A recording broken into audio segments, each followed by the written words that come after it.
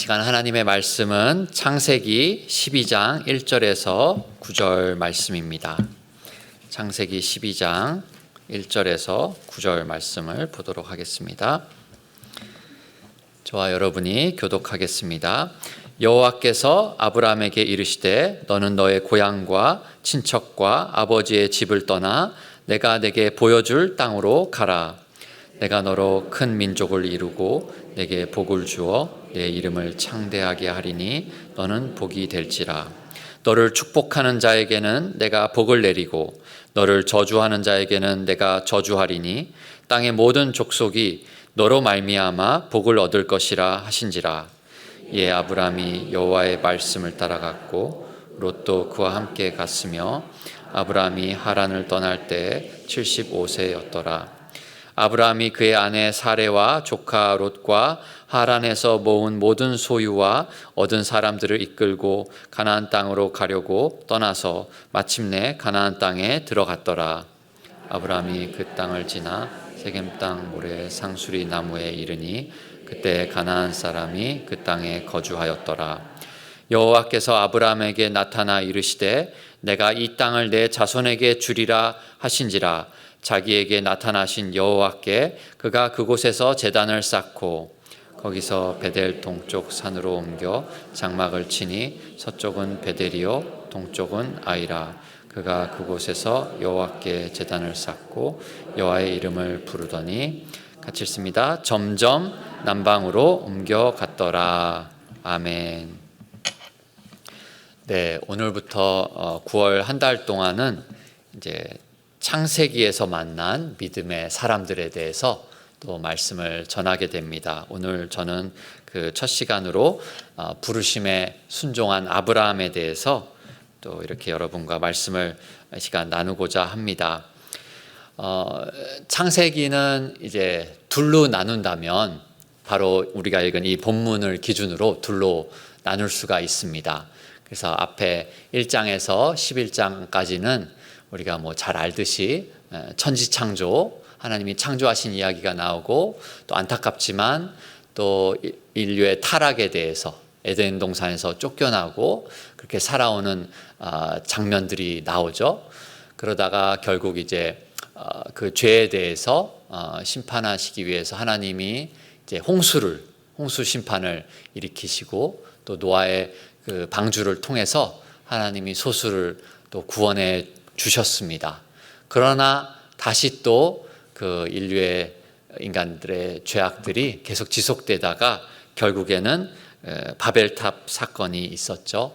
그래서 강제로 이 사람들이 언어가 달라져서 흩어지게 되고 그런 안타까운 장면으로 이제 11장이 마무리되고 이제 12장부터 해서 하나님이 다시 또 한 가정을 선택하시죠. 이 아브라함을 부르셔서 이제 하나님의 구속 역사를 이루어 가시려고 하고 있습니다. 네, 그래서 이 아브라함을 부르신 이야기를 오늘 여러분과 함께 나누려고 하는데 그 전에 세상에서도 이제 이 부르심의 개념이 있습니다. 보통 이제 영어로 이제 컬링이라고 하죠. 그래서 그것과는 조금 다르기 때문에 먼저 이 세상에서 말하는 이 부르심에 대해서 한번 생각을 해보고자 합니다. 물론 이제 세상에서는 하나님을 믿지 않으니까 뭐 하나님이 우리를 부르셨어, 나를 불렀어 이런 이야기는 하지 않습니다. 그 대신에 그런 자아 실현, 그런 내가 나를 부르는 그런 개념들이 있지 않나 생각을 해봤습니다. 찾아보니까 이제 심리학에서 그 매슬로우의 욕구 단계설이라고 있습니다. 혹시 아시는 분 계세요? 네, 죄송합니다. 네. 인간의 동기와 행동을 이제 설명하기 위해서 이제 이렇게 말하는 이제 심리학의 이론입니다. 그래서 인간의 욕구가 5단계로 이루어졌다라고 이제 설명을 해요.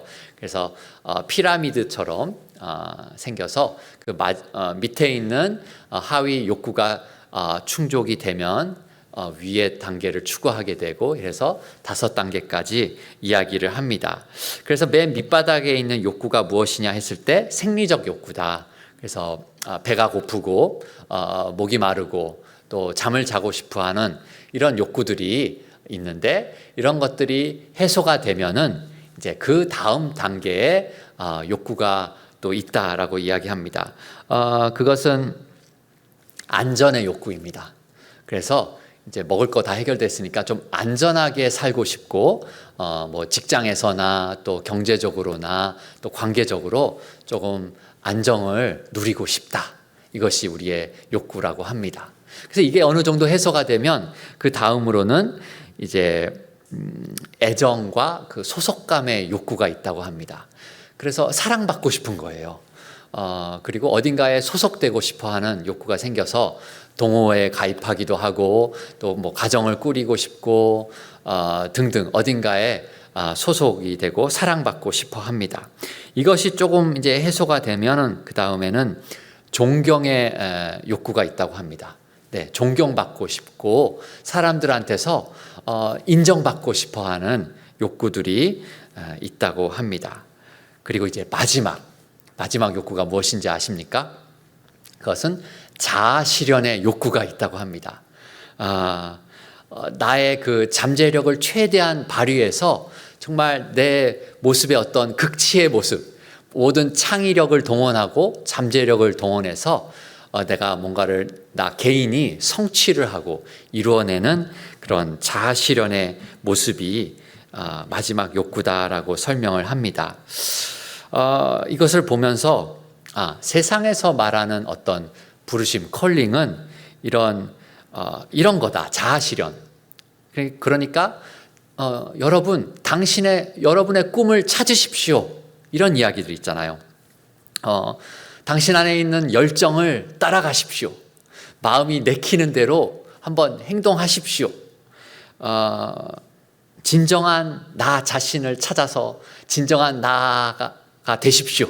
이런 말들, 네, 이런 것들이 소위 말하는 이제 자아 실현이 아닌가.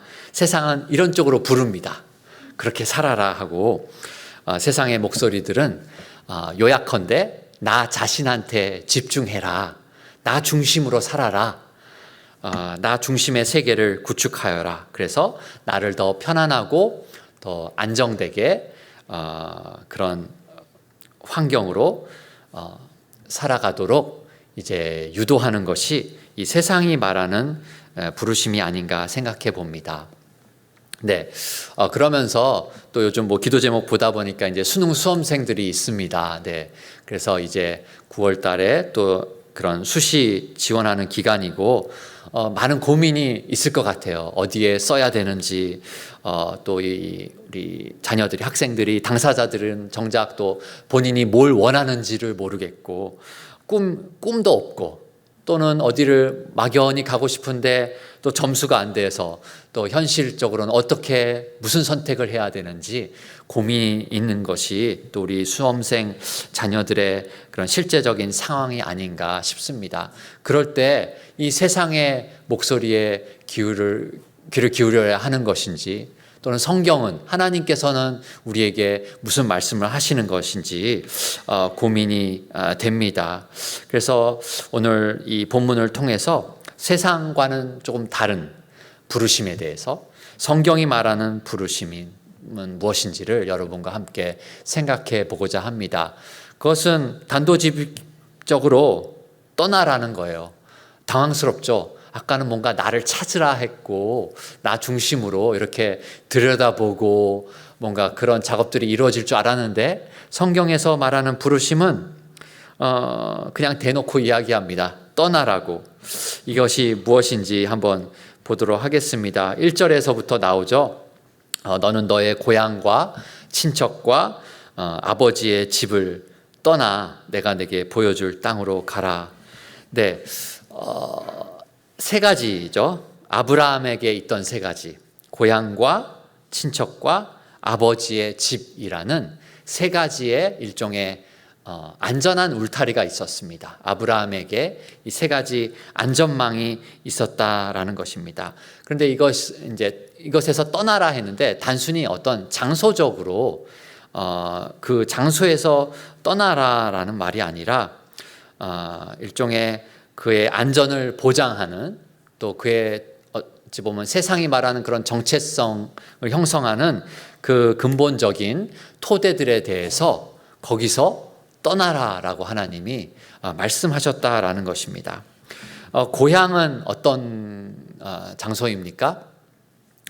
그가 경제적으로 안정을 누릴 수 있고 또 정치적으로도 뭔가 같은 고향 안에 살면서 안정감을 누리지 않습니까? 여기서 법적인 보호를 받을 수 있고 어떤 그 나름 이제 고대 사회였지만 그 나름의 어떤 체계 안에서 안정되게 자기의 어떤 위치를 찾아가면서 그 안에서 먹고 사는데 문제 없이 살아갈 수 있는 환경이었습니다. 그러니까 예측 가능한 미래가 있는 곳이 바로 고향입니다. 그렇지 않습니까? 여러분도 한 동네 10년, 20년 이상 살면 뭐 돌아가는 거 알고 또 눈 감고도 뭐 어디 찾아갈 수 있고 뭔가 마음이 그냥 편하잖아요. 그냥 내가 그냥 살아온 장소, 이 동네. 그런데 그 고향을 하나님이 떠나라고 했다라는 것이죠. 네. 그 원어로는 그냥 그 너희 땅이라고 적혀 있습니다. 너희 땅. 그러니까 너희 땅에서 떠나서 약속의 땅으로 옮겨라, 이런 말씀을 하나님이 하는 것입니다.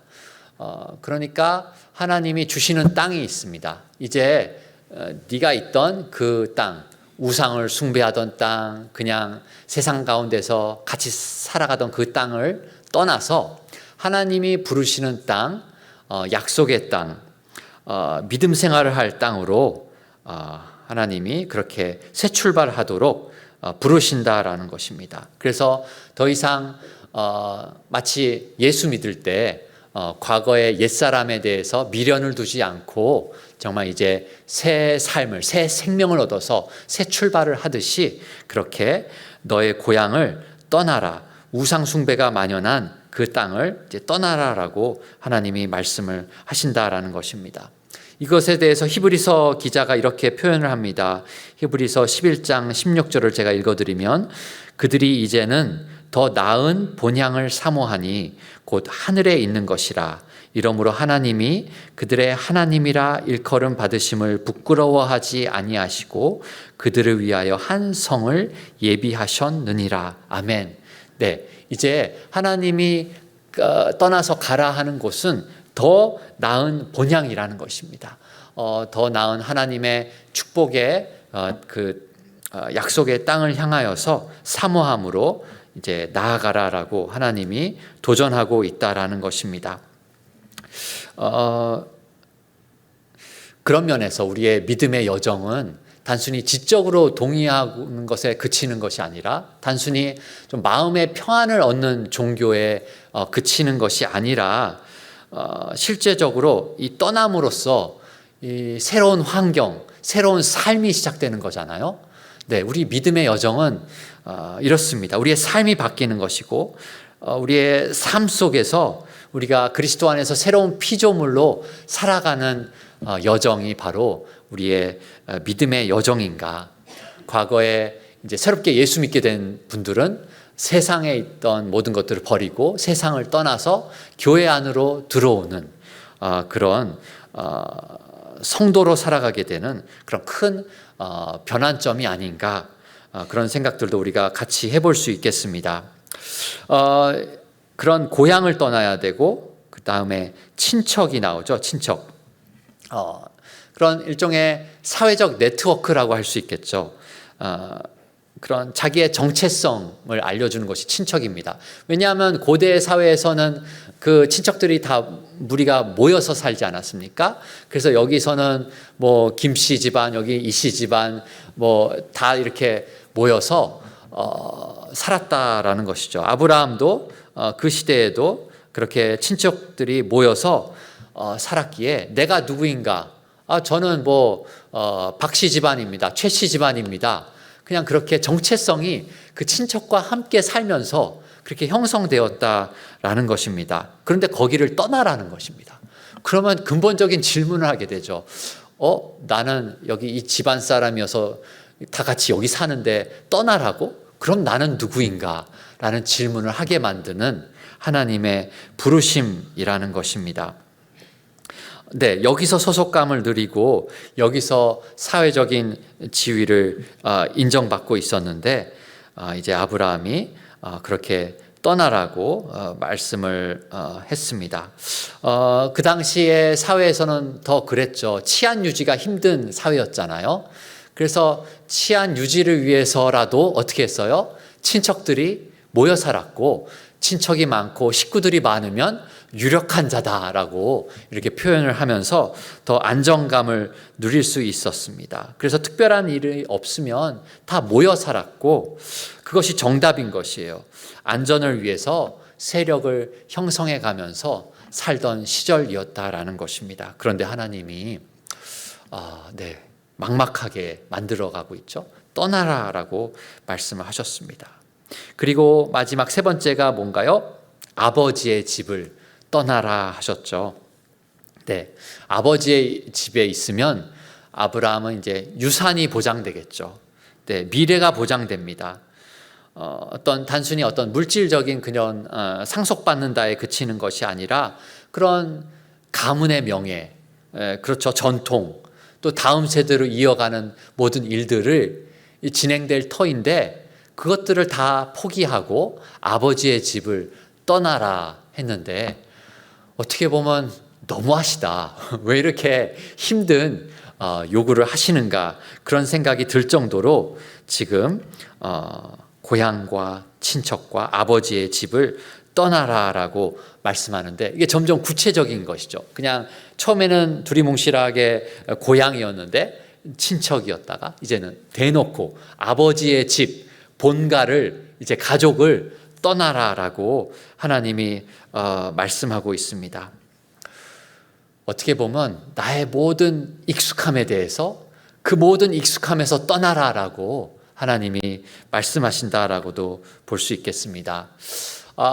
이걸 잘못 적용하면 안 되겠죠. 목사님, 저희 집은 3대가 같이 살고 있는데요. 네, 괜찮습니다. 그런데 이제 여기서 말하는 것은 정말 하나님만을 의지하고 살아야 하는데 이제 그런 여기서 제가 말씀드린 이런 안전망들을 의존하고 그것들로 인해서 믿음이 오히려 계속 떨어지고 있을 때는 한번 돌아봐야 한다라는 것입니다.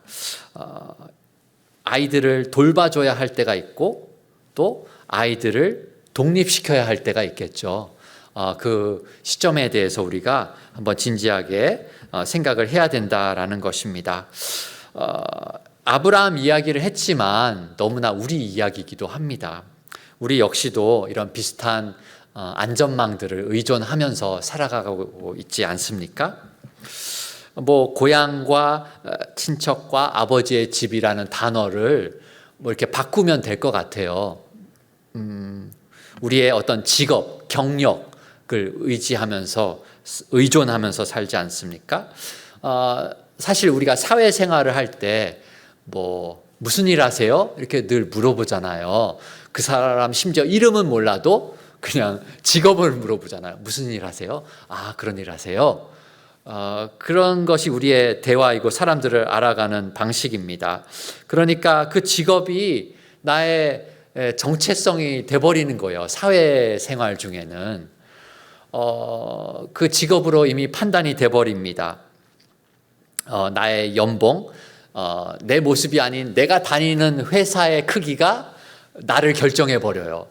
내가 갖고 있는 직업이 내 정체성을 말해준다라는 세상 속에서 우리는 그것에 너무나 얽매인 삶이 아닌가 생각해 보게 됩니다.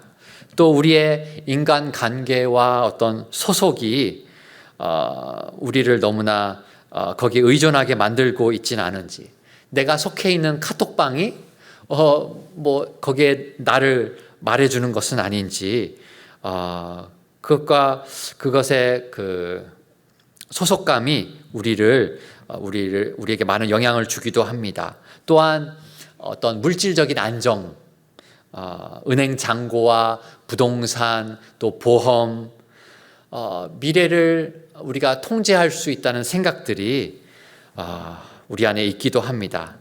물론 이것들이 뭐 나쁜 건 아니죠. 뭐 보험을 들었다고 뭐 믿음이 없거나 그런 건 아니지만 그것에 과도하게 의존하는, 그것으로 미래를 완벽하게 통제할 수 있다라는 그런 착각이 문제라는 것입니다. 그래서 이런 것들이 있으면 우리가 미래에 대한 불안감을 좀 덜고 그렇게 살 수 있지 않은가 우리가 생각할 수 있다라는 것입니다. 그렇기 때문에 이 본문을 읽을 때 우리는 부담스럽습니다.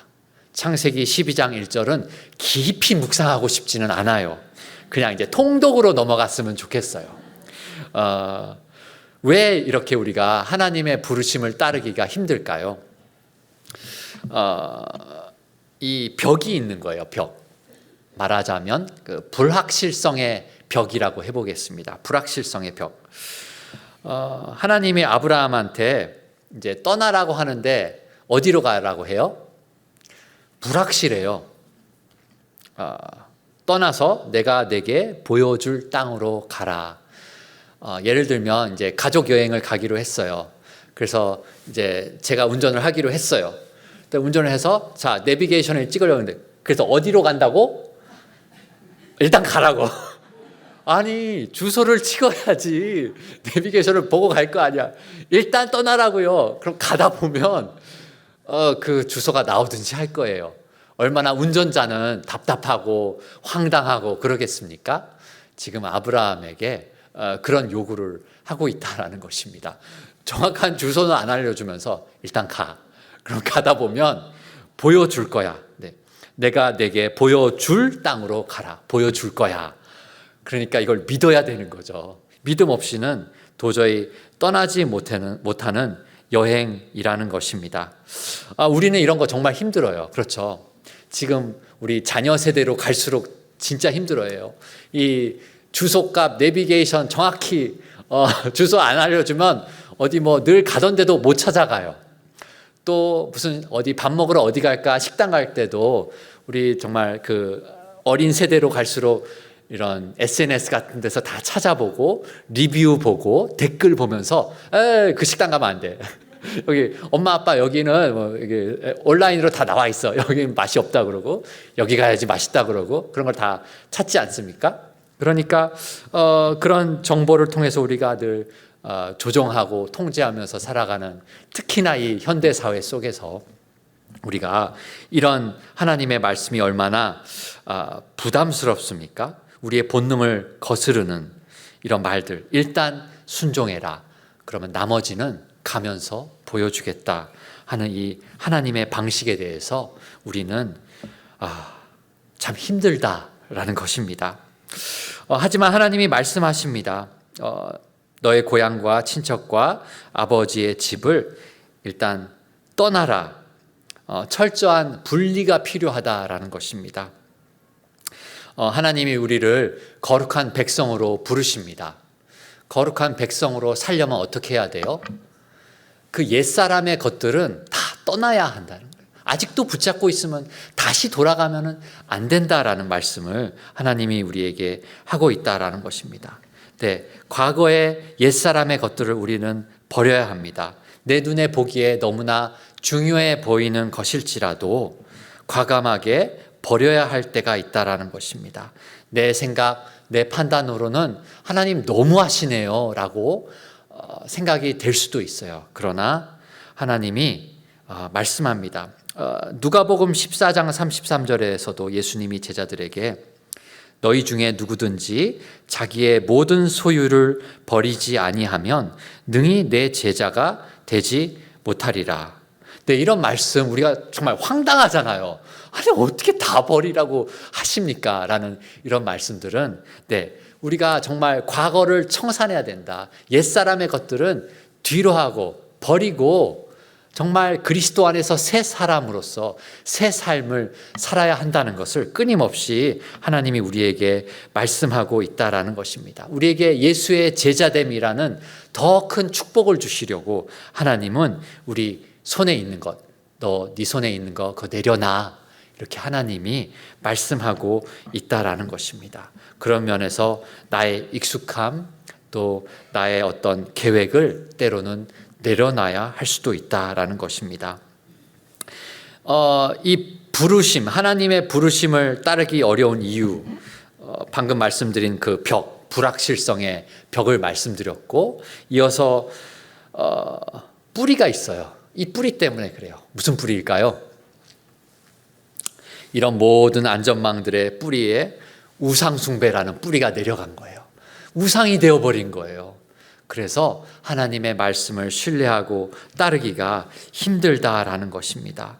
네, 그 우상들, 하나님 외에 다른 것들을 더 의존하고 더 사랑하는 우리의 마음들에 대해서 하나님이 말씀하고 있습니다. 예를 들어서 어떤 사람은 나는 성공하면 나는 정말 가치 있는 사람이야. 이게 막 틀에 박혀 있는 사람이면 뭐가 우상입니까? 나의 성공이 우상인 것이죠. 사람이 살다가 실패할 수도 있잖아요. 그렇지 않습니까? 그럼 나는 뭐예요? 나는 가치 없는 사람입니까? 아니에요. 나는 여전히 하나님 앞에서 택함받은 사람이요, 그리스도인이요, 성도입니다. 그런데 왜 성공 여부에 따라서 나에 대해서 판단을 하려고 합니까? 성공이 그렇다면 우상이 되어버린 것입니다. 나는 인정받으면 내 인생은 의미가 있어. 아니, 인정받을 때도 있고 때로는 사람의 인정은 못 받으나 하나님의 인정을 받을 때도 있지 않습니까? 네, 인정이 우상이 되어서는 안 된다라는 것입니다. 그것과 상관없이 우리 인생의 의미는 이미 결정되었습니다. 하나님이 우리를 택하셨고 우리는 믿음으로 살아가면 되는 것 아니겠습니까? 또 어떤 사람은 내가 통제를 잘 할 수 있으면 나의 미래가 안전하다라는 생각을 갖고 있습니다. 그런데 우리가 뭐 살면서 다 통제가 됩니까? 우리 자녀들이 통제가 됩니까? 나의 뭐 어떤 재정 상황들이 늘 통제가 됩니까? 그렇지 않습니다. 그러면 미래가 안전하지 않고 늘 불안 가운데 살아야만 한다는 것입니까? 그렇지 않습니다. 하나님, 우리의 미래는, 우리의 안전은 하나님이 보장해 주십니다. 여러분 믿으십니까? 그러므로 나의 통제, 내가 막 통제하려는 그것이 우상처럼 될 수도 있다라는 것입니다. 네, 이렇게 내가 기대하는 이런 것들이 무너졌을 때 내 존재 자체가 흔들리고 그래서는 안 되겠습니다. 이것들이 우상이라면 우리는 그것들을 끄집어내서 그 뿌리를 제거하는 작업들이 필요하다라는 것이죠. 그리고 또 한 가지, 왜 하나님의 부르심을 따르기 힘들까 생각해 봤을 때 이원론적인 삶을 살면 그렇습니다. 신앙과 삶이 분리된 것이죠. 교회에 오면은 하나님 말씀대로 살겠습니다라고 말하지만, 하나님을 믿지만 또 집에 가서는 어떻게 해요? 주변 이웃집 엄마들이 이야기하는 것들과 세상의 목소리들에 귀를 기울이고 그것대로 살려고 하는 모습들, 이렇게 이중적인 모습들이 우리가 하나님의 부르심을 따라가는데 걸림돌이 될 것입니다. 그러면 우리는 어떻게 해야 할까요? 예수님을 따라가야 하겠죠. 예수님을 바라봐야 하겠습니다. 여기 나온 그런 하나님의 축복의 말씀들이 결국 예수님을 가리키게 되는데요. 이제 2절부터 7가지 축복에 대해서 하나님이 말씀합니다. 첫 번째 축복이 뭐예요? 내가 너로 큰 민족을 이루겠다. 이것도 대단한 약속입니다. 지금 아브라함 나이 70대에 자녀도 없어요. 아직 생기지 않아요. 지금 그런 상황에서 아들 하나 낳았으면 좋겠다, 소원 없겠다라는 사람한테 하나님이 무슨 약속을 주십니까? 큰 민족을 이루겠다. 지금 친척도 떠나고 다 떠나보내야 되는 상황에서 굉장히 어떻게 보면 황당할 정도로의 그런 약속을 하나님이 주십니다. 첫 번째 축복이 그런 큰 민족을 이룬다는 축복이요. 두 번째가 내게 복을 주겠다. 그냥 대놓고 복 주겠다라고 말씀하시죠. 아마도 최고의 복은 뭘까요? 이삭이 태어나는 것이겠죠. 그래서 아브라함, 이삭 그 후손으로 예수 그리스도까지 이어지는 그 복을 하나님이 말씀하신다라는 것입니다. 세 번째로 내 이름을 창대하게 하는 네, 이것은 크게 존귀하게 되는 그런 축복이고요. 네 번째로 너는 복이 될지라. 네, 아브라함의 삶 그 자체, 존재 자체가 복이 되는 그런 축복이죠. 다섯 번째로 너를 축복하는 자에게는 내가 복을 내리겠다. 네, 이제는 아브라함에게 한정된 축복이 아니라 온 세상까지 그 복이 임하는 축복을 이야기하면서 여섯 번째로 너를 저주하는 자에게는 내가 저주하리니. 네, 그 모든 저주로부터 지켜주신다는 것이죠. 하나님이 보호해 주십니다. 함부로 그렇게 아브라함을 못대한다는 것이죠. 아브라함의 배후에 그 삶의 공의를 세워주시는 하나님이 엄연히 계신다라는 말씀입니다. 그리고 마지막 일곱 번째가 땅의 모든 족속이 너로 말미암아 복을 얻을 것이라.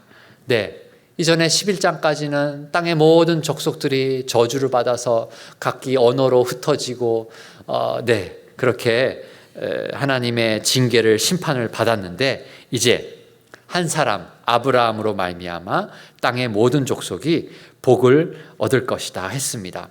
너로 말미암아는 조금 더 정확히 번역을 하면은 너 안에서라고도 번역을 할 수 있습니다. 무슨 뜻입니까? 아브라함 안에서, 결국 아브라함의 후손으로 오신 예수 그리스도 안에서 온 세상이 복을 얻을 것이다. 이런 말씀을 하고 있습니다. 이렇게 하나님이 우리에게 주시는 이 축복을 우리가 바라보게 되는데, 그러면 아브라함이 뭐 완벽합니까? 뭐 그렇지는 않잖아요. 우리가 때로는 이제 성경을 읽다 보면 아브라함 바라보다가 시험 들기도 하잖아요. 뭐 자기 아내를 뭐 누이라고 하지를 않나.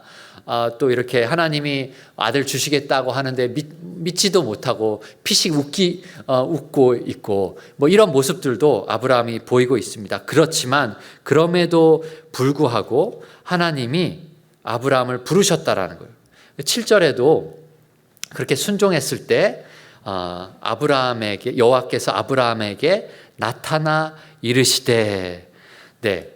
성경에서 정확하게 하나님이 여기 나타났다라고 표현한 첫 번째 구절입니다. 그렇게 하나님이 나타나서 이 땅, 지금 밟고 있는 그 땅을 내 자손에게 주리라 하나님이 말씀합니다. 처음에는 내게 보여줄 땅이라고 했었어요. 그런데 믿음으로 순종하고 걸음걸음 나아가다 보니까 어느새 하나님이 나타나서 말씀해 주신 거예요. 그래, 너 잘했다. 이렇게 격려해 주시면서 이제 이 땅이다. 네 눈으로 바라보고 있는 바로 이 땅을 내가 너의 자손에게 주리라 하나님이 이렇게 약속해 주셨습니다. 그러자 아브라함이 어떻게 합니까? 하나님을 이렇게 감사하고 예배하는 마음으로 자기에게 나타나신 여호와께 그가 그곳에서 제단을 쌓았다라고 말씀하고 있습니다. 마치 어떤 전쟁에서 정복자가 그 땅을 정복하고 나서 그 군기를 꽂고 깃발을 꽂아서 이제 여기는 우리 땅이야 라고 한 것처럼 아브라함이 이제 여기는, 이 땅은 하나님께 속한 땅입니다 라고 선언하듯이 제단을 쌓아서 하나님을 경배하였습니다. 주변의 사람들이 쟤 뭐하냐 이랬을지 몰라요. 자기 땅이라고 증거 있어? 눈에 보이는 증거 하나도 없습니다. 유일한 증거라고는 뭐예요? 하나님의 말씀밖에 없습니다. 그러나 그것만 붙잡았습니다. 그것이면 됩니다. 오직 하나님의 말씀만을 붙잡고 나아가는 아브라함의 믿음을 우리도 이어받아야 하겠습니다. 그 믿음을 온전히 실천하신, 그 순종을 온전히 보여주신 한 분이 계십니다. 누구이십니까? 아브라함의 후손으로 오신 예수 그리스도이십니다. 예수님은 하늘 보좌를 버리시고 하늘의 영광을 떠나서 우리에게로 오셨습니다. 그렇게 낮은 모습으로 성육신 하셨습니다. 그 모든 관계의 떠남을 경험하셨습니다. 십자가에 달리셔서 아버지 어찌하여 나를 버리시나이까 라고 절규하면서 숨을 거두시지 않았습니까? 예수님은 그 떠남을 경험하셨습니다. 그리고 제자들의 배반을 다 경험하신 분이십니다. 그렇게 아버지의 집을 떠나는 것이 무엇인지를 그 십자가에서의 저주를 예수님이 대신 경험하심으로 우리를 위해서 이 대속을 이루셨다라는 것입니다.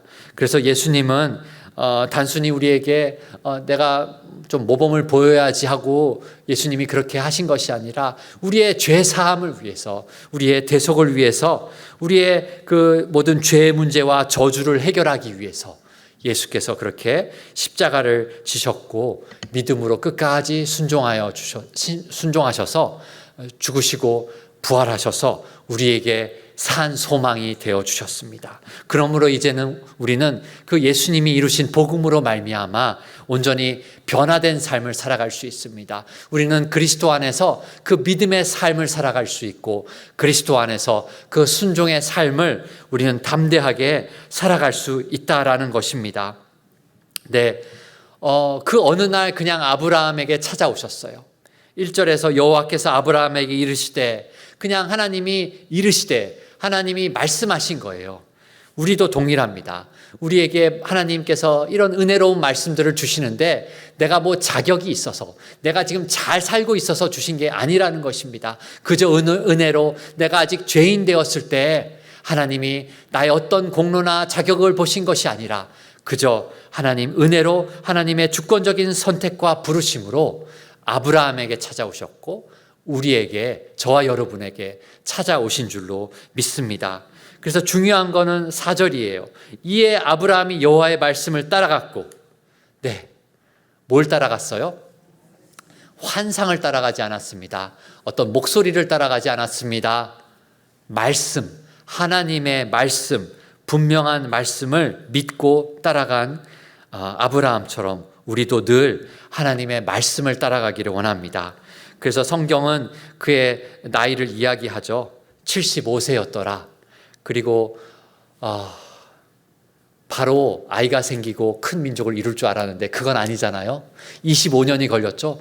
100세의 아들 이삭을 낳았습니다. 네, 시간이 걸리기도 합니다. 그러나 그 25년의 세월, 그 세월은 믿음의 시간들이요, 순종의 시간들이요, 하나님의 약속을, 그 성취를 기다리는 시간들이었습니다. 그러나 중요한 건 이렇게 25년 후에 성취되었다라는 것입니다. 우리도 이 믿음으로 나아가야 하겠습니다. 네, 이제 우리에게도 하나님이 도전하십니다. 너는 가라. 여기서 너는 정확히 번역하면 너에 관해서는, 너에 대해서는 이런 뜻입니다. 다른 사람 말고 너 아브라함에 대해서 말해 주겠는데 너는 떠나라, 너는 가라. 하나님이 이렇게 말씀한 겁니다. 우리는 이런 이야기를 들으면 옆 사람을 바라보잖아요. 아니, 하나님, 옆 사람은 저렇게 편하게 신앙생활하는데 왜 저한테 이런 부담을 주십니까? 왜 뭐에 헌신하라는 부담을 주시고, 왜 교회에서 전화 와서 나에게 이런 요청이 오고, 왜 옆 사람 있잖아요, 하나님. 그런데 하나님이 이렇게 말씀합니다. 다른 사람 말고 너에 관해서는 내가 할 말이 있는데 너는 가라. 이렇게 하나님이 말씀하고 있다라는 것입니다. 내가 내게 보여줄 땅으로 가라. 우리 주님이 우리에게 말씀하고 있습니다. 보여줄 땅입니다. 정확하게 주소를 알려주시면 좋은데 하나님은 우리에게 이렇게 인도하시는데 그 이유가 뭘까요? 우리로 기도하게 하라는 하나님의 뜻이 아닌가 싶습니다. 다 보여주면 기도할 것도 없잖아요. 다 보여주면 그건 믿음이 아니잖아요. 그냥 아는 거잖아요. 우리에게 믿음으로 나아가고 우리에게 기도하라고 하나님은 우리에게 내가 너에게 보여줄 땅으로 가라라고 늘 말씀하시는 것 같습니다. 네, 이렇게 우리의 믿음의 여정에 대해서 한번 생각을 해보게 되었습니다. 하나님의 부르심은 나 중심의 부르심이 아니라 하나님 중심의 부르심입니다. 그러므로 나 중심의 삶을 위주로 살아왔다면 이제는 하나님 중심으로 살아가야 한다라는 것입니다. 그리고 나 혼자 복 받는 종교가 아니라 나로 하여금 내가 복이 되어서 세상에 축복의 통로가 되라고 하나님이 우리에게 도전하고 있습니다. 이 믿음의 여정 우리 함께 걸어가기를 원합니다. 하나님이 여러분에게 떠나라 말씀한다면 여러분은 지금 무엇을 붙잡고 있습니까? 그 붙잡고 있는 것을 놓을 준비가 되셨습니까? 이 질문에 여러분들이 마음속에 무슨 대답을 하셨다면 그 대답이 여러분의 진짜 신앙의 모습이라 생각이 됩니다. 겉모습이 아닌 우리 진짜 신앙의 모습, 그것을 돌아보면서 우리도 아브라함처럼 믿음의 길로 그 부르심 따라 순종하며 나아가게 되기를 주님의 이름으로 축원합니다.